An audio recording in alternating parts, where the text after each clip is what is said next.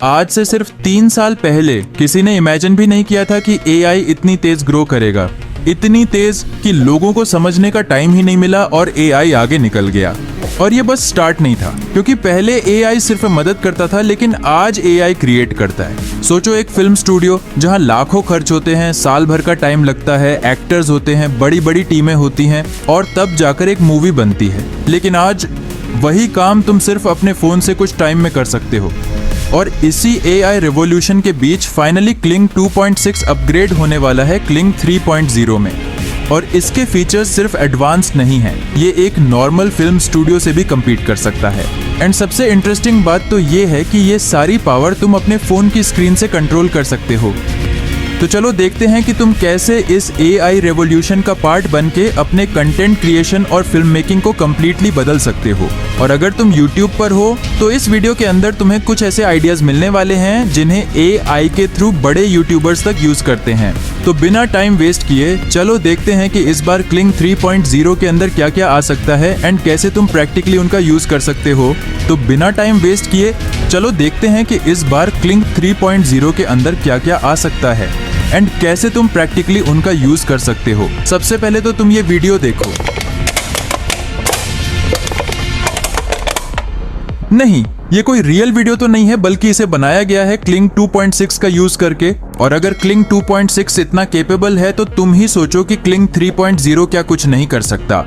लेकिन चलो हाइप पे बात बाद में करते हैं, पहले तो मैं क्लिक से कुछ जनरेट करके दिखाता हूँ, जिसके लिए मैं क्लिंग को ओपन कर लेता हूँ। बाय द वे मैं हिग्स फील्ड्स का यूज करके क्लिंग को एक्सेस करूंगा। देन यहाँ से अपने इमेज को फर्स्ट फ्रेम में अपलोड कर दूंगा। देन उसके बाद ये प्रॉम्प्ट लिख दूंगा जहां मैंने इस कैरेक्टर का इमोशन मूड चेंज करने को बोला है। एंड इसी के साथ साथ मेन वीडियो मॉडल को सेट करूंगा, video duration and video resolution भी सेट कर दूंगा एंड देन जनरेट।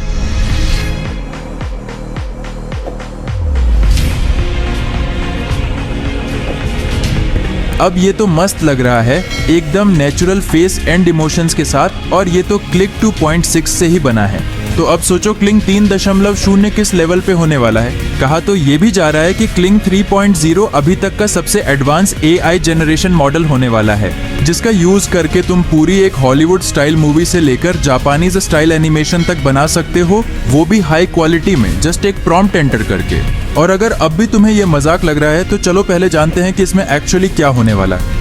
ऑलराइट, सो अभी तक हमारे पास क्लिंग 3.0 से रिलेटेड जितने भी लीक्स, जितने भी रूमर्स एंड जितने भी ब्लॉग पोस्ट आए हुए हैं, जिससे इतना तो हमें पता ही है या फिर ये सभी चीजें तो हम एक्सपेक्ट कर ही सकते हैं। लाइक अगर मैं इसी ब्लॉग पोस्ट को मान के चलूं, देन यहाँ तुम देख ही सकते हो कि फाइनली अब हम 4K में भी नेटिव वीडियोस जनरेट कर सकते हैं। यानी कि एआई वीडियोस को अपस्केल करने का झमेला झंझट क्लिंग 3.0 आने के बाद ऑलमोस्ट खत्म ही हो जाएगा, क्योंकि जब वीडियोस ऑलरेडी 4K में जनरेट होंगी तो तुम उसे और इनहेंस क्या ही करोगे। एंड इससे भी इंटरेस्टिंग बात तो ये है कि फाइनली क्लिंग 3.0 का यूज करके हम up to 30 to 60 FPS videos generate कर सकते हैं। एंड पर्सनली मैं इस फीचर के लिए काफी ज्यादा एक्साइटेड हूँ, बिकॉज अभी तक हम वीडियोस को सिर्फ और सिर्फ 1080p रेजोल्यूशन में ही जनरेट कर सकते थे। एंड ये सिर्फ और सिर्फ क्लिंग का बात नहीं है, बल्कि अभी के टाइम ऑलमोस्ट हर एक video generation model max to max 1080p generation ही सपोर्ट करता है। इसके अलावा क्लिंग 3.0 के फीचर्स यहीं खत्म नहीं होते, बिकॉज अगला फीचर है इन painting and AI video editing. Because इस फीचर का यूज करके तुम लिटरली अपने वीडियोस को जैसा चाहो वैसा एडिट कर सकते हो।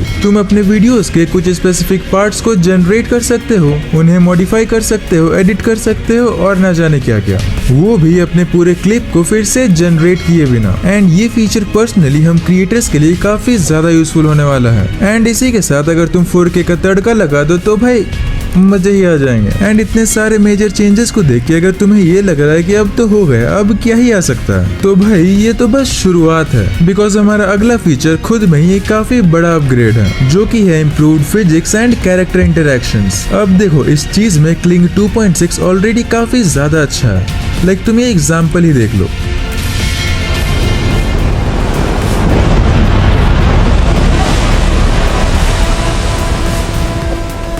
सोचो यही चीज और भी ज्यादा इम्प्रूव हो जाने वाला है। मूवमेंट्स और भी ज्यादा नेचुरल हो जाएंगे, एनिमेशंस और भी ज्यादा स्मूथ एंड सिमुलेशंस और भी ज्यादा एक्यूरेट हो जाएंगे, यानी कि ओवरऑल लुक और भी ज्यादा रियलिस्टिक हो जाएगा। एंड अगर ये चीज इनहेंस हो जाता है देन नो डाउट तुम काफी कॉम्प्लेक्स एनिमेशंस भी काफी सिंपल तरीके से क्रिएट कर सकते हो। स्पेशली अगर हम बात करें VFX हेवी सीन्स के लिए, लाइक तुम ये वीडियो देख लो।